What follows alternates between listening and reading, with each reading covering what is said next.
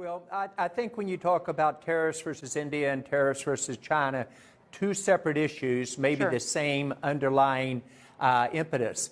On China, China's been a great partner for the U.S. I originally bet on China in 1995. I've been there for 30 years, and it was a win-win mentality. The last 10 years has developed into win-lose. Our trade deficit between them has gone from $100 billion 15 years ago to $400 billion today. Different rules apply to American companies in China versus Chinese companies here.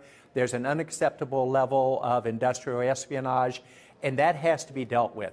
So even though I'm a huge believer in China and U.S. relations, I think what is occurring in terms of holding China accountable is a must. The tariffs is just one of the issues. India is an entirely different phenomena. India is the most important strategic partner to the U.S. and the world, and India also views themselves as the U.S. most strategic partner. When I started saying that 4 years ago when I became chair of the U.S.-India Strategic Partnership Forum, people didn't get it. But today, if you were in this room and you would listen to literally Secretary of Energy Rick Perry talk about it, or Secretary of Commerce Wilbur Ross, or Speaker Pelosi at lunch, she was just amazing. And then we'll hear from Jared Kushner later today. You've got the top American government leaders saying this is a country we want to have a partnership with. The tariff issue with them is more transactional. We'll work through that. That's what a partnership is about. And you see the same thing from Prime Minister Modi, who is amazing in India, and all of his cabinet, who we meet with regularly.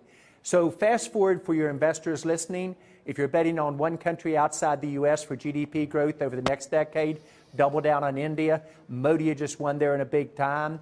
If you're looking for new IPOs, they're going to be coming out of India, and a lot of the India diaspora in the U.S. are forming companies as well.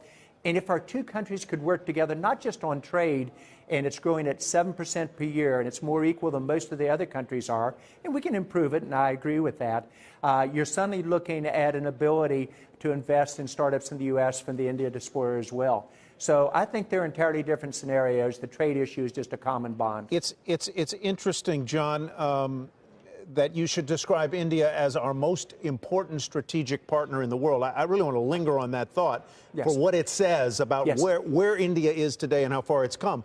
When we were last together a couple of years ago, you were talking about how India is the, not sleeping giant, but really the Goliath of South Asia.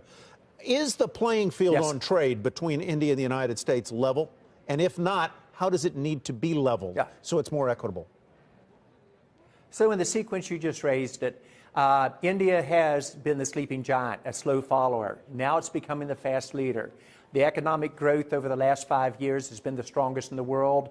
Modi got reelected in a landslide. He's very pro-U.S., India working together. There needs to be changes and a little bit more balancing on the playing field. But different than China, the Indians understand we've got to find a way for this to be a win-win. And it isn't a single transactional issue. In India, we have huge alliances on defense, huge alliances in terms of innovation, job creations. Our companies are working remarkably well together. There is no industrial espionage issue, patent protection, etc.